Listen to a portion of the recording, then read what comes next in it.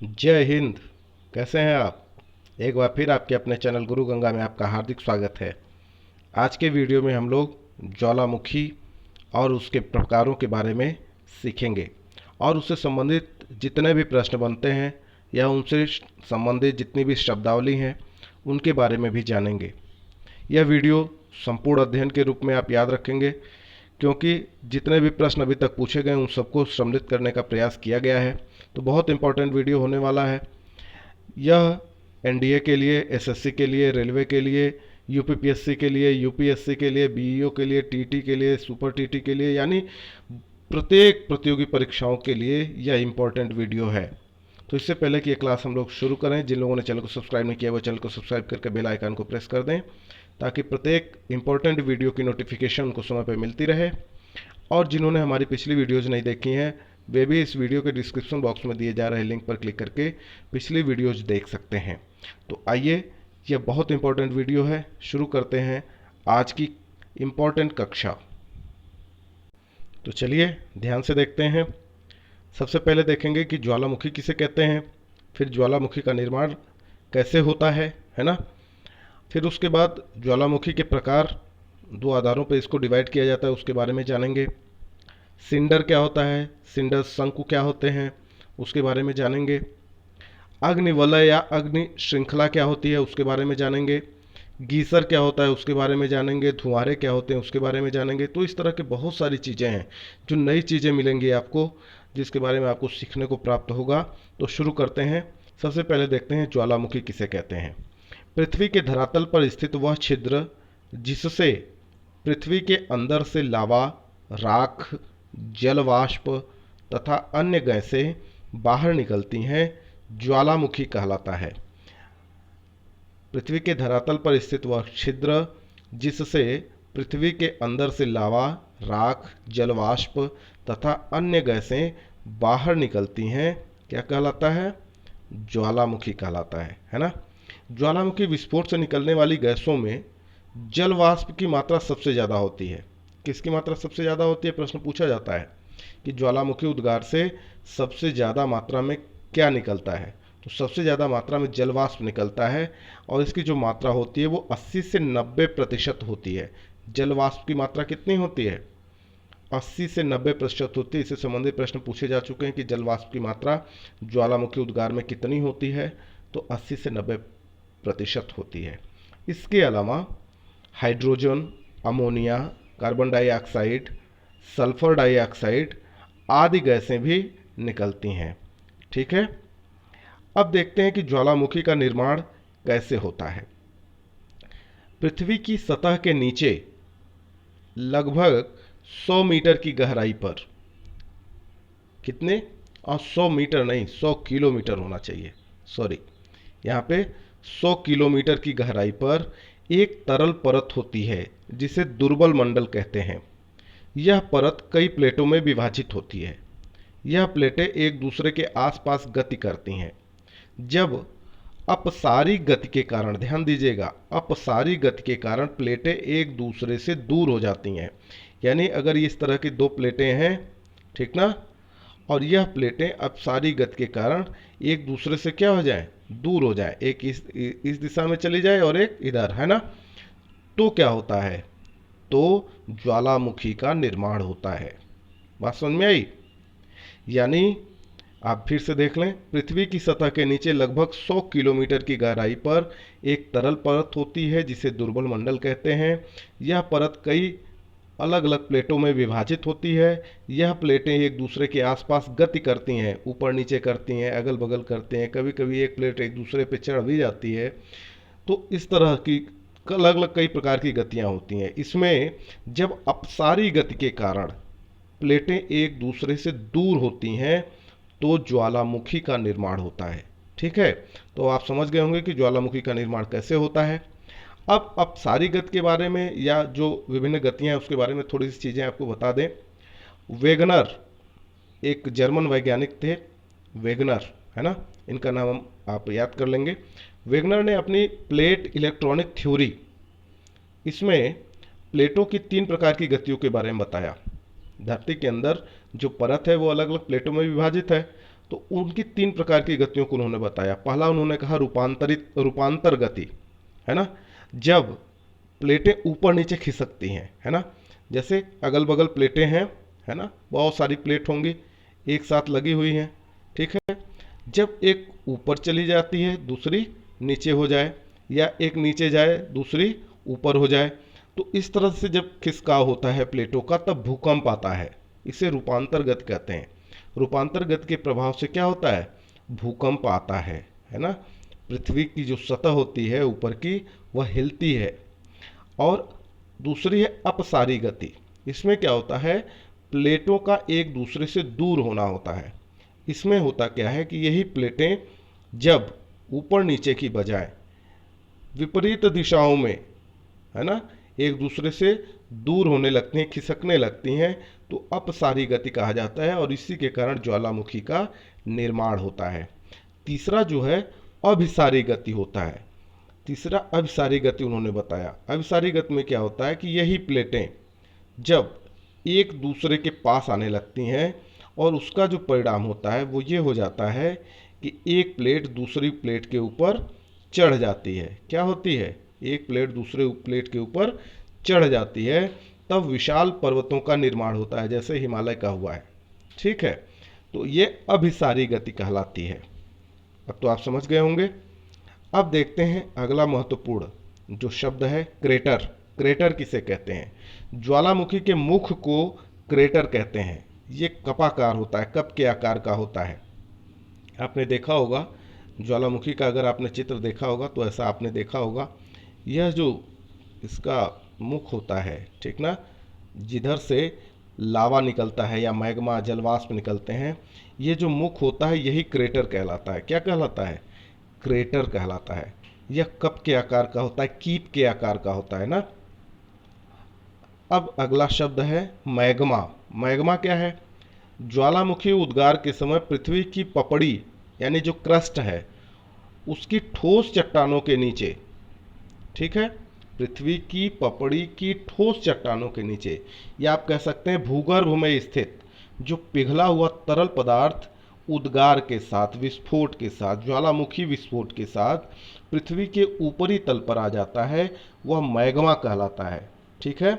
यानी आपने अगर पृथ्वी की आंतरिक संरचना को पढ़ा होगा, हमारी जो पिछली वीडियो थी उसको आप देख लेंगे तो आपको समझ में आ जाएगा क्रस्ट क्या है।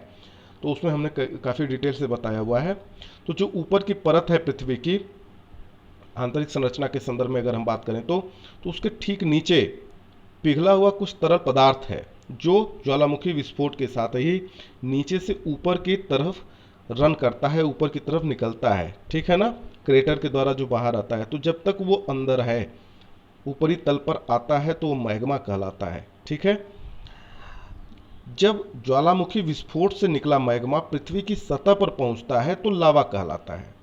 वही मैग्मा जो अंदर से बाहर आ रहा था, जब वो पृथ्वी की सतह पर पहुंच जाता है तो उसी को हम क्या कहते हैं, लावा कहते हैं। उसी मैग्मा को लावा कहते हैं जब वो सतह पर पहुंच जाता है, ठीक है। तो लावा क्या है यह भी आप जान गए। अब देखते हैं सिंडर क्या है और सिंडर शंकु क्या है। जब लावा जो मैग्मा आके पृथ्वी की सतह पर पहुंचा तो लावा कहलाया। अब यही लावा जब छोटे छोटे ठोस टुकड़ों में बट जाता है तो इसे सिंडर कहते हैं। क्या कहते हैं, सिंडर कहते हैं। और जब ये ठोस टुकड़े शंकु का आकार ग्रहण कर लेते हैं तो इसे सिंडर कोन या सिंडर शंकु कहते हैं। बात समझ में आई। ये लावा जब छोटे छोटे टुकड़ों में बट जाता है तो इसे सिंडर कहते हैं, और यही सिंडर जब शंकु का आकार ग्रहण कर लेता है तो इसे सिंडर कोन या सिंडर शंकु कहते हैं। ये पूछा जाता है अलग अलग नामों से परीक्षाओं के अंदर, सिंडर शंकु क्या है, सिंडर क्या है, लावा क्या है, मैग्मा क्या है ना। तो इसे आप ध्यान से देखेंगे। इसे मैग्मा को तो आप एक दूसरे रूप में भी कह सकते हैं कि पृथ्वी की सतह के नीचे जो द्रवीभूत शैल होती है ना, द्रव के आकार में तरल रूप में जो चट्टानें हैं वह मैग्मा कहलाती हैं। चलिए गीसर को देख लेते हैं। कई बार पूछा जा चुका है गीसर क्या है। ज्वालामुखी के उद्गार के समय छिद्रों और दरारों से कभी कभी जल वाष्प बहुत ऊंचाई तक निकलने लगते हैं, इन्हें ही गीसर कहते हैं। कई जगह गीजर भी पढ़ते हैं लोग, ठीक है। संयुक्त राज्य अमेरिका के येलोस्टोन पार्क में स्थित जो ओल्ड फेथफुल है वह प्रमुख गीसर है ना। ओल्ड फेथफुल क्या है, गीसर का नाम है। यह संयुक्त राज्य अमेरिका के येलोस्टोन पार्क में है। ठीक है, तो ये गीसर का एक उदाहरण है ओल्ड फेथफुल। धुआंरे देख लेते हैं। धुआंरे किसको कहते हैं? ज्वालामुखी की अंतिम अवस्था में, यानी ज्वालामुखी जब धीरे धीरे शांत होने लगता है तो वैसी अवस्था में जो जल वाष्प निकलते हैं उन्हें ही हम धुआंरे कहते हैं। क्या कहते हैं? धुआंरे कहते हैं। और दूसरी चीज़ यह है कि जिन धुआंरों में गंधक की मात्रा होती है उन्हें सोल्फ तारा कहते हैं। बहुत इंपॉर्टेंट है, कई बार पूछा जा चुका है सोल्फ तारा किसे कहते हैं, और बहुत सारी किताबों में ये उपलब्ध भी नहीं है, तो उसको आप ध्यान से देख लेंगे, सोल्फ तारा किसे कहते हैं। ज्वालामुखी की जो अंतिम अवस्था होती है उसमें जो जल वाष्प निकलता है उसी जल वाष्प को हम धुआंरा कहते हैं। और जिन धुआंरों में गंधक की मात्रा होती है, ध्यान दीजिए, धुआंरों में जिन धुआंरों में गंधक की मात्रा होती है उन्हें सोल्फ तारा कहते हैं। क्या कहते हैं? सोल्फ तारा कहते हैं। ठीक है। संयुक्त राज्य अमेरिका के अलास्का के कटमई पर्वत को धुआंरों की घाटी कहा जाता है। यह अब कई बार पूछा जा चुका है कि धुआंरों की घाटी किसे कहा जाता है, तो आप ध्यान से देख लें। संयुक्त राज्य अमेरिका यानी यूएसए का जो अलास्का है, अलास्का का कटमई पर्वत है ना, इसी को धुआंरों की घाटी कहा जाता है। कई जगह लिखा है 10,000 धुआंरों की घाटी, ए वैली ऑफ स्मोक्स, है ना। कहाँ पाई जाती है? तो अलास्का में पाई जाती है। अलास्का में कहाँ, किसको? तो अलास्का के कटमई पर्वत को, है ना। क्या कहते हैं? धुआंरों की घाटी कहा जाता है। ध्यान से देख लीजिएगा, इसको बहुत इंपॉर्टेंट है, पूछा जा चुका है कई बार। अगला जो है वह है अग्निवलय। इसका भी संबंध ज्वालामुखी से है। अग्निवलय या fire ring of the Pacific, यह क्या है? तो प्रशांत महासागर के तटीय भागों में सर्वाधिक संख्या में सक्रिय ज्वालामुखी पाए जाने के कारण इस क्षेत्र को अग्निवलय या अग्नि श्रृंखला कहा जाता है। किस क्षेत्र को? किस क्षेत्र को? जहां पर प्रशांत महासागर का वह तटीय भाग जहां पर सर्वाधिक संख्या में सक्रिय ज्वालामुखी पाए जाते हैं, वह क्षेत्र, है ना, क्या कहलाता है? अग्निवलय या अग्नि श्रृंखला। आप ऐसे समझ लें कि जो प्रशांत महासागर है ना, प्रशांत महासागर की अगर हम बात करें तो उसके एक तरफ आप देखेंगे तो एशिया है, ऑस्ट्रेलिया है ना, उत्तरी अमेरिका है, दक्षिणी अमेरिका है। ठीक है। इसके मध्य में प्रशांत महासागर स्थित है। ठीक है। तो इस महासागर के प्लेटीय किनारों पर सबसे ज़्यादा ज्वालामुखी पाए जाते हैं। प्लेटीय किनारों पर क्या है? सबसे ज़्यादा ज्वालामुखी स्थित हैं। इसी ज्वालामुखी क्षेत्र को, इसी ज्वालामुखी की पेटी को जो प्रशांत महासागर के चारों ओर स्थित है, क्या कहते हैं? अग्निवलय या अग्नि श्रृंखला कहा जाता है। ध्यान दीजिएगा। अब आगे चलते हैं। पैंट पॉट क्या है? यह ज्वालामुखी क्षेत्रों का एक छिद्र होता है जिससे गर्म एवं गहरे रंग का द्रव कीचड़, है ना, द्रव कीचड़ निकलता है। इसके साथ सामान्यतः गेसर पाए जाते हैं। पैंट पार्ट के साथ क्या पाए जाते हैं? गेसर पाए जाते हैं। और यह जो पैंट पार्ट है यह यूएसए के येलोस्टोन नेशनल पार्क में पाए जाते हैं। ठीक ना। तो पैंट पार्ट एक नया शब्द है, यह भी पूछा जा चुका है, तो इसको भी आप ध्यान से देख लें। यह ज्वालामुखी क्षेत्रों का एक छिद्र होता है जिससे गर्म एवं गहरे रंग का द्रव कीचड़ निकलता है ना। और इसके साथ सामान्यतः क्या पाया जाता है? गेसर पाया जाता है। यह पैंट पॉट यूएसए के येलोस्टोन नेशनल पार्क में पाए जाते हैं। बहुत ध्यान से देखिए, बड़ा इंपॉर्टेंट वीडियो है। और यह यूपीपीसीएस में भी कई बार पूछा जा चुका है, यूपीएससी में पूछा जा चुका है, एसएससी में पूछा जा चुका है, एनडीए में भी आता है और बीपीएससी में आ चुका है। तो इन सारी चीज़ों को ज्वालामुखी में जो हम पढ़ा रहे हैं तो उसको आप बहुत ध्यान से देखेंगे। एक दो बार वीडियो पूरा देखिए, उसके बाद आप इसको धीरे धीरे नोट भी कर सकते हैं। तो ये बहुत इंपॉर्टेंट है आपके लिए। अब देखिए ज्वालामुखी कितने प्रकार का होता है। ऐसे तो हम देखें तो मुख्यतः हम 3 प्रकारों को जानते हैं, है ना, लेकिन कुछ नई चीज़ें शायद आपको आज जानने को मिले। आप देख लीजिए ज्वालामुखी के प्रकार। उद्भव की आवृत्ति के आधार पर, ध्यान देने की बात है, उद्भव की आवृत्ति के आधार पर इसे हम 3 भागों में विभाजित करते हैं। पहला है सक्रिय या जागृत ज्वालामुखी, एक्टिव जिसको आप कहते हैं ना, सक्रिय भी कहते हैं इसको और जागृत ज्वालामुखी भी कहा जाता है। दूसरा है प्रसुप्त या सुषुप्त ज्वालामुखी और तीसरा है मृत या शांत ज्वालामुखी। आप इसको चाहें तो सक्रिय, प्रसुप्त, मृत कह लीजिए या जागृत, सुषुप्त, शांत ज्वालामुखी कह लीजिए। यह जो बंटवारा है यह उद्भव की आवृत्ति के आधार पर हुआ है और इसी को हम ज़्यादातर पढ़ते हैं, इसी पे आधारित प्रश्न पूछे जाते हैं। पर एक आधार और है जो हम आगे आपको वीडियो में बताएंगे, जो नई चीज़ होंगी जिस पे भी प्रश्न बने हैं। ठीक है, तो अंत तक वीडियो आप जरूर देखिएगा। अब सक्रिय या जागृत ज्वालामुखी किसे कहते हैं वो जान लीजिए। तो वे ज्वालामुखी जिनसे अक्सर उद्गार होता रहता है सक्रिय या जागृत ज्वालामुखी कहलाते हैं, है ना। जिनसे अक्सर उद्गार होता रहता है यानी बंद नहीं हो रहा है, कुछ कुछ अंतराल पे होता रहता है। जैसे हवाई द्वीप का किलायु ज्वालामुखी है ना, सक्रिय ज्वालामुखी है। और मौना लोवा ज्वालामुखी हवाई द्वीप का, यह भी सक्रिय या जागृत ज्वालामुखी है। इटली का एटना ज्वालामुखी, यह भी सक्रिय ज्वालामुखी है।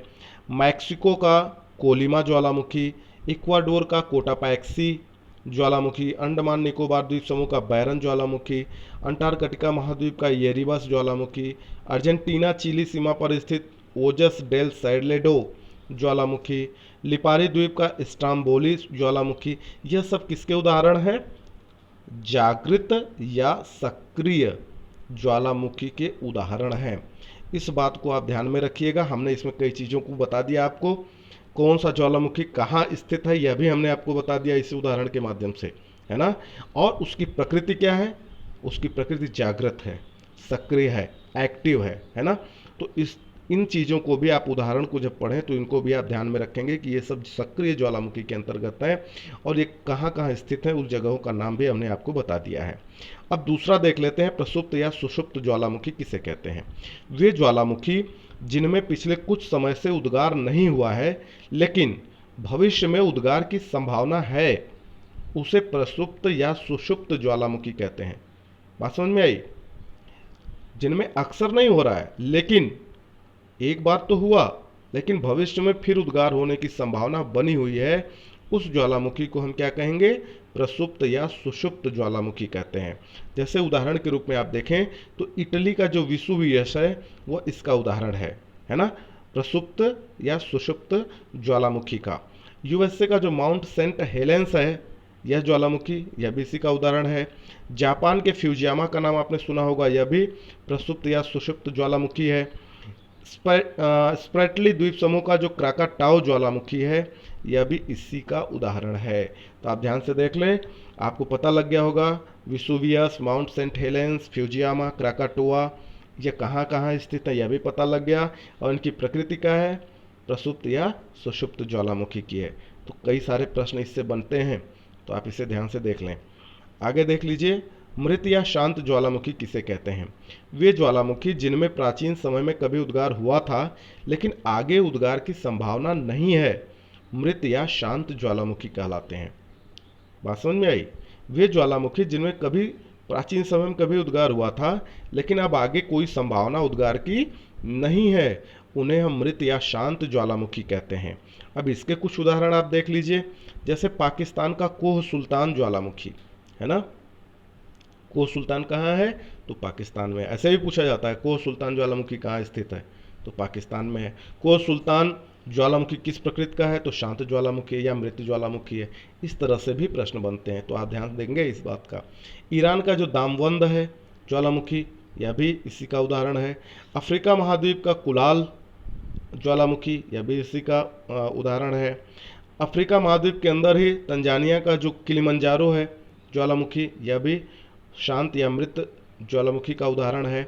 इक्वाडोर का चिम्बराजो ज्वालामुखी या म्यांमार का पोपा ज्वालामुखी, यह सब क्या है?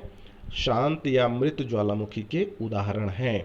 अब आप ध्यान से देख लेंगे कि म्यांमार में कौन सा ज्वालामुखी है, इक्वाडोर में कौन सा है, अफ्रीका महाद्वीप में कौन सा है ना, पाकिस्तान में कौन सा है, या जो नाम आपके सामने आ रहा है तो वो कहाँ स्थित है, क्या प्रकृति है ना। इनको भी आप ध्यान से एनालिसिस कर लेंगे। अब देख लीजिए, वहाँ पे हमने उद्भव के आधार पे बताया था, है ना। उद्भव की प्रकृति की बात किया था। अब विस्फोट की तीव्रता के आधार पर ज्वालामुखी को कितने भागों में बांटा गया यह जान लीजिए। ये कुछ नया होगा शायद आपके लिए। विस्फोट की तीव्रता के आधार पर ज्वालामुखी को चार भागों में बांटा गया है ना। पहले को कहा गया पीलियन तुल्य, इसी को कहा जाता है विसुवियस तुल्य। पीलियन तुल्य को क्या कहते हैं? विसुवियस तुल्य कहते हैं। दूसरा कहते हैं वल्केनियन तुल्य, तीसरा कहते हैं स्ट्रोम्बोली तुल्य, चौथा कहते हैं हवाई तुल्य। ये चार प्रकार हैं विस्फोट की तीव्रता के आधार पर ज्वालामुखी को इन चार भागों में बांटा जाता है। पहला पीलियन तुल्य जिसको कहते हैं विसुवियस तुल्य, दूसरा है वल्केनियन तुल्य, तीसरा स्ट्रोम्बोली तुल्य, चौथा हवाई तुल्य। अब बात कर लेते हैं विस्फोट की तीव्रता का क्रम क्या होता है ना। तो जो हवाई तुल्य होता है ये सबसे कम इसकी विस्फोट की तीव्रता होती है। उससे ज़्यादा क्या होती है? स्ट्रोम्बोली तुल्य की होती है। उससे ज़्यादा विस्फोट की तीव्रता वल्केनियन तुल्य की होती है। और सबसे ज़्यादा जो विस्फोट की तीव्रता है वो किसकी है? पीलियन तुल्य की होती है। ठीक है, किसकी होती है? पीलियन तुल्य की होती है। इस बात को आप हमेशा ध्यान में रखेंगे। ये विस्फोट की तीव्रता का आरोही क्रम है। अब कुछ इंपॉर्टेंट तथ्यों को और जान लेते हैं जो बार बार परीक्षाओं में पूछे जा चुके हैं। इनसे संबंधित ज्वालामुखी के चैप्टर से संबंधित, तो उसको ध्यान से देखिए। ज्वालामुखी को प्रकृति का सुरक्षा वाल्व भी कहा जाता है। प्रश्न आता है प्रकृति का सुरक्षा वाल्व किसे कहा जाता है? तो ज्वालामुखी को प्रकृति का सुरक्षा वाल्व कहा जाता है। दूसरा, ज्वालामुखी पृथ्वी की भूपर्पटी की एक नली होती है जिसके माध्यम से भूगर्भ की पिघली चट्टानें तथा अन्य पदार्थ बाहर आते हैं। प्रायः इनकी नली के चारों ओर गोल कीपाकार, कैसा? कीप का आकार का पहाड़ी या पर्वतीय भाग का विस्तार हो जाता है। ज्वालामुखी जहाँ पर विस्फोट होता है प्रायः उसके चारों ओर क्या होता है? गोल कीपाकार पहाड़ी या पर्वतीय भाग का विस्तार हो जाता है। भारत में दो ज्वालामुखी अंडमान निकोबार क्षेत्र में स्थित है। केवल अंडमान निकोबार क्षेत्र में ही ये स्थित हैं। इस बात को आप ध्यान में रखेंगे। और दो ही ज्वालामुखी हैं। एक का नाम है नारकोंडम जो प्रसुप्त ज्वालामुखी या सुसुप्त ज्वालामुखी है, और दूसरे का नाम है बेरन, यह सक्रिय ज्वालामुखी है। क्या है? सक्रिय ज्वालामुखी है। कई बार पूछा गया है इससे संबंधित प्रश्न। बहुत ध्यान से आप देखेंगे कि भारत में कौन कौन से ज्वालामुखी हैं और कहाँ स्थित हैं, है ना, उनका नाम क्या है, या उसमें भारत में स्थित प्रसुप्त ज्वालामुखी का नाम बताइए, या बेरन की प्रकृति क्या है, या सक्रिय ज्वालामुखी का नाम क्या है। तो इसको आप ध्यान से देख लेंगे। भारत में केवल दो ही ज्वालामुखी हैं जो अंडमान निकोबार क्षेत्र में है। पहला नारकोंडम जो प्रसुप्त ज्वालामुखी है, दूसरा बेरन जो सक्रिय ज्वालामुखी है। ठीक है। और बहुत महत्वपूर्ण बात यह है कि ऑस्ट्रेलिया महाद्वीप एक ऐसा महाद्वीप है जिसमें एक भी ज्वालामुखी नहीं है। ये भी प्रश्न पूछा जा चुका है कि कौन सा महाद्वीप ऐसा है जिसमें कोई भी ज्वालामुखी स्थित नहीं है। तो एकमात्र महाद्वीप केवल ऑस्ट्रेलिया ही है जहाँ पर कोई भी ज्वालामुखी नहीं है। ठीक ना। ज्वालामुखी की जो अधिक सक्रियता है वो कहाँ पाई जाती है? अगर देश का नाम विकल्प के रूप में देता है तो जापान में पाई जाती है ना। सबसे ज़्यादा भूकंप कहाँ, वो ज्वालामुखी की तीव्रता या सक्रियता कहाँ है? वह जापान में है। ठीक ना। अमेरिका के हवाई द्वीप स्थित जो किलायू ज्वालामुखी है वह संसार का सर्वाधिक सक्रिय ज्वालामुखी है। प्रश्न बनता है विश्व का या संसार का सर्वाधिक सक्रिय ज्वालामुखी कहाँ स्थित है? तो हवाई द्वीप पे स्थित है। उसका नाम क्या है? तो किलायू ज्वालामुखी है। बहुत इंपॉर्टेंट है, पूछा जा चुका है। आप इसको ध्यान से देख लेंगे। आगे चलें। इक्वाडोर का जो कोटोपैक्सी ज्वालामुखी है वह विश्व का सबसे ऊंचा ज्वालामुखी पर्वत है। क्या है? सबसे ऊंचा ज्वालामुखी पर्वत है, मतलब सबसे ऊंचा ज्वालामुखी था, अब वहां पे पर्वत भी बन चुका है। तो जब ऐसा प्रश्न आता है कि विश्व का सबसे ऊंचा ज्वालामुखी पर्वत कहाँ है, तो इक्वाडोर में है। क्या नाम है? तो कोटोपैक्सी ज्वालामुखी, है ना। अगला है अर्जेंटीना और चिली की सीमा पर स्थित एंडीज पर्वतमाला का जो ओजस डेल सलाडो ज्वालामुखी है वह विश्व का सबसे अधिक ऊंचाई पर स्थित सक्रिय ज्वालामुखी पर्वत है, यानी 6893 मीटर की ऊंचाई पर, है ना। ध्यान दीजिए, सबसे ऊंचा ज्वालामुखी पर्वत अलग बात, सबसे अधिक ऊंचाई पर स्थित और वो भी सक्रिय ज्वालामुखी, है ना। कंफ्यूज नहीं होना है, बहुत छोटा छोटा अंतर है, इस बात को आप ध्यान में रखिए। सबसे ऊंचा ज्वालामुखी पर्वत कोटोपेक्सी, लेकिन सबसे अधिक ऊंचाई पर स्थित ज्वालामुखी पर्वत जो सक्रिय है, ध्यान दीजिएगा सक्रिय की बात हो रही है, वह एंडीज पर्वतमाला का ओजस डेल सलाडो है, जो अर्जेंटीना और चिली की सीमा पर है। अगला है एंडीज पर्वतमाला पर स्थित एकांका गुआ ज्वालामुखी विश्व का सबसे ऊंचाई पर स्थित मृत या शांत ज्वालामुखी पर्वत है, 6,962 मीटर की ऊंचाई, है ना। अब तो समस्या आएगी, ऊपर क्या है, सबसे ऊंचाई पर वो भी है, और जो एकांका गुआ है वह भी सबसे ज़्यादा ऊंचाई पर है, लेकिन ओजस डेल सलाडो सक्रिय ज्वालामुखी है, ध्यान से आप देखिए, ये सक्रिय ज्वालामुखी है सबसे अधिक ऊंचाई पर, और एकांका गुआ जो है वो मृत या शांत ज्वालामुखी है सबसे ऊंचाई पर। यह अंतर है, इसे आप ध्यान से देख लीजिए, इससे संबंधित प्रश्न कई बार आ चुके हैं। हवाई द्वीप पर स्थित मौना लोआ आकार की दृष्टि से पृथ्वी का सबसे बड़ा सक्रिय ज्वालामुखी है। आप देखिए, हवाई द्वीप पर स्थित जो मौना लोआ ज्वालामुखी है वो आकार की दृष्टि से सबसे बड़ा, सबसे ज़्यादा आकार का, सबसे बड़ा सक्रिय ज्वालामुखी पृथ्वी का है, क्या, मौना लोआ, है ना। इससे संबंधित प्रश्न भी आ चुके हैं। एक प्रश्न आता है कि भूमध्य सागर का प्रकाश स्तंभ किसे कहा जाता है ना। तो आप ध्यान से देख लीजिए, भूमध्य सागर में सिसली के उत्तर में लिपारी द्वीप पर स्थित स्ट्राम्बोली ज्वालामुखी को भूमध्य सागर का प्रकाश स्तंभ या lighthouse of the Mediterranean sea कहा जाता है। अब इसे क्यों कहा जाता है यह ध्यान से देख लीजिए। यह एक सक्रिय ज्वालामुखी, आपने उदाहरण में देखा होगा, यह एक सक्रिय ज्वालामुखी, स्ट्राम्बोली ज्वालामुखी, ठीक ना। रात में जब यह प्रकाश करता है तो इसके जब यह विस्फोट करता है, उद्गार करता है, तो एक प्रकाश निकलता है उससे, है ना। बार बार यह जो प्रकाश निकलता है यह प्रकाश स्तंभ का काम करता है, और इसी को कहा जाता है भूमध्य सागर का प्रकाश स्तंभ, ठीक है। ये कहाँ स्थित है, सिसली के उत्तर में लिपारी द्वीप पर। सिसली कहाँ है, भूमध्य सागर में है ना। तो इसी को भूमध्य सागर का प्रकाश स्तंभ कहते हैं। प्रश्न बनता है वो किसे भूमध्य सागर का प्रकाश स्तंभ कहते हैं, स्ट्राम्बोली ज्वालामुखी को कहते हैं। स्ट्राम्बोली ज्वालामुखी कहाँ स्थित है, लिपारी द्वीप में स्थित है। कई जगह सिसली उत्तर दे देता है, तो सिसली के उत्तर में ही ये लिपारी द्वीप पर स्थित है ना। भूमध्य सागर ऑप्शन दे दिया तो भूमध्य सागर में ही स्थित है ना। तो भूमध्य सागर में स्थित जो स्ट्राम्बोली ज्वालामुखी है उसे क्या कहा जाता है, तो उसे भूमध्य सागर का प्रकाश स्तंभ कहा जाता है। तो इससे बहुत सारे प्रश्न बनेंगे, इतने से ही इस बात को आप ध्यान में रखेंगे। आगे चलें। अगला जो इम्पोर्टेंट है वह है पायरोक्लास्टिक्स, है ना। ज्वालाखंडास में पूछा गया कई बार, यह शब्द नया होगा शायद आपके लिए। ज्वालाखंडास में पायरोक्लास्टिक्स, यह क्या है, यह ज्वालामुखी उद्गार से प्राप्त धरातलीय तप्त शैल के टुकड़े और लावा होते हैं, है ना। ज्वालामुखी उद्गार से प्राप्त धरातलीय तप्त शैल के क्या होते हैं, टुकड़े और लावा क्या कहलाते हैं, ज्वालाखंडाश्म कहलाते हैं, पायरोक्लास्टिक्स कहलाते हैं। पृथ्वी की सतह के नीचे द्रवीभूत शैल जो होती है वह क्या कहलाती है, मैग्मा कहलाती है। यह प्रश्न आ चुका है, पृथ्वी की सतह के नीचे द्रवीभूत शैल को क्या कहते हैं, तो मैग्मा कहते हैं। पेले अश्रु, यह एक नया शब्द है, यह एक नाम है, PALE, है ना। पेलेज टीयर की उत्पत्ति ज्वालामुखी उद्गार के समय होती है। ये पूछा गया है कि पेले अश्रु की उत्पत्ति कब होती है, तो उसके नीचे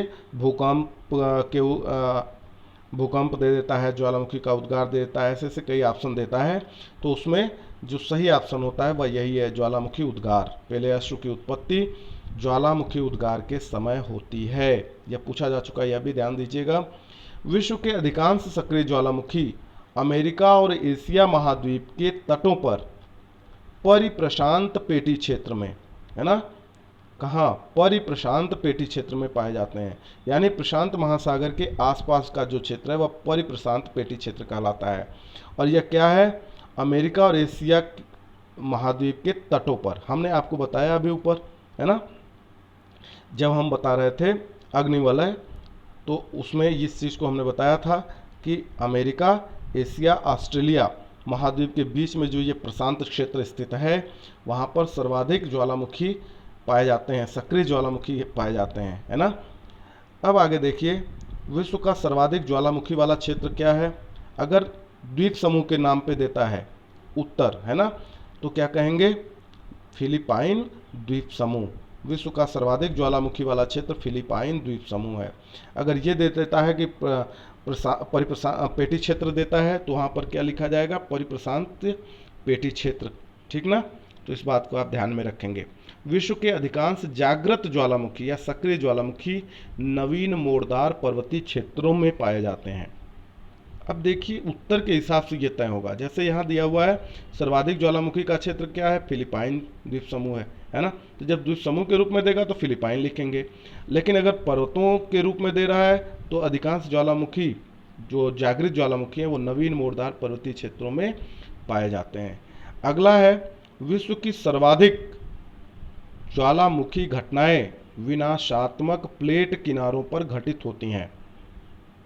जहां पर प्लेटें एक दूसरे से दूर होती हैं, हटती हैं, है ना, वहीं पर उन्हीं प्लेटों के किनारों पर ये घटनाएं ज़्यादा होती हैं। जैसे मान लीजिए कि एक प्लेट इधर है ना, और एक प्लेट इधर है, यह दोनों जो एक दूसरे से दूर हो रही है, तो इसके जो किनारे पर स्थित, यहाँ पर स्थित जो भूभाग होगा, यहाँ पर सबसे ज़्यादा ज्वालामुखी की घटनाएं होने के चांस बनेंगे, है ना। ये जो प्लेट का किनारा होगा, यह जो प्लेट का किनारा होगा, यहाँ पर यह सारी घटनाएं होने के चांसेस ज़्यादा होते हैं।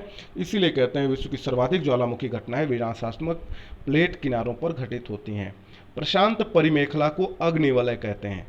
प्रशांत परिमेखला, यह भी नया शब्द है। तो प्रशांत परिमेखला उसी को कहते हैं जो अभी हम लोग पढ़ रहे थे, परिप्रशांत पेटी की बात कर रहे थे, है ना, तो उसी को प्रशांत परिमेखला कहा जाता है।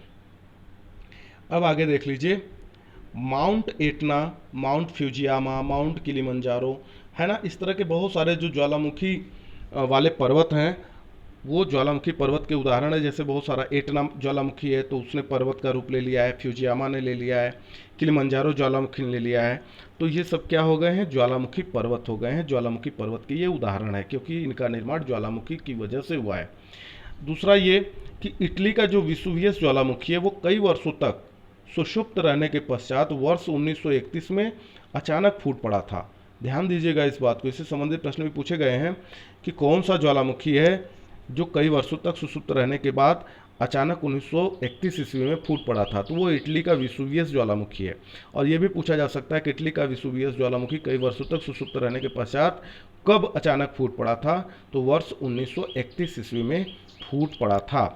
अगला इससे संबंधित ही एक और है तथ्य जो इम्पोर्टेंट है, आप देख लीजिए। फिलीपींस में माउंट पिनेटुबा ज्वालामुखी, माउंट पिनेटुबा ज्वालामुखी लगभग 6 शताब्दियों तक सुषुप्त रहने के बाद फट पड़ा था। यानी जो सुषुप्त ज्वालामुखी हैं, है ना, उनकी कोई टाइमिंग नहीं है कि वो कब फिर से जागृत हो जाएंगे, कब फिर से उनसे उद्गार हो सकता है। क्योंकि ये देखिए 6 शताब्दियों तक सुषुप्त रहने के बाद माउंट पिनेटुबा ज्वालामुखी फट पड़ा था। ये फिलीपींस में है। कुछ अन्य ज्वालामुखी के बारे में हम बात कर लें जिससे संबंधित कभी कभी पूछा जाता है। तो अफ्रीका महाद्वीप के तंजानिया का जो किलिमंजारो है यह भी एक ज्वालामुखी है ना। फिलीपींस का माउंट टाल यह भी ज्वालामुखी है। संयुक्त राज्य अमेरिका में एक है माउंट रेनियर, यह भी प्रमुख ज्वालामुखी है। मैक्सिको का पैराकुटिन, यह भी पूछा जा चुका है कि पैराकुटिन कहाँ का ज्वालामुखी है, तो मैक्सिको का है। पेरू का एल्मिस्ट्री कहाँ स्थित है? एल्मिस्ट्री ज्वालामुखी कहाँ स्थित है? तो पेरू में स्थित है। तो यह बहुत सारे उदाहरण हैं ज्वालामुखियों के जो ऊपर वाले उदाहरणों में शामिल नहीं हो पाए थे, तो उसको हमने यहाँ पर रख दिया है। तो अब आप देख रहे होंगे कि बड़ा इंपॉर्टेंट वीडियो है और इसमें ज़्यादातर उन चीज़ों को शामिल किया गया है जो साधारण किताबों में उपलब्ध नहीं है। तो यदि आप इसको ध्यान से 1-2 बार 3 बार देख लेंगे तो इससे संबंधित किसी भी प्रश्न के मिस होने की संभावना समाप्त हो जाएगी, है ना। अब यदि वीडियो ये आपको पसंद आता है तो आप इसको लाइक जरूर करें, अपने मित्रों में शेयर जरूर करें। और अगर आप किसी वजह तक अगर अभी तक आपने चैनल को सब्सक्राइब नहीं किया है तो आप चैनल को सब्सक्राइब करके बेल आइकन को प्रेस कर दें। और फिर अगले इंपॉर्टेंट वीडियो तक के लिए आप सभी लोगों को जय हिंद।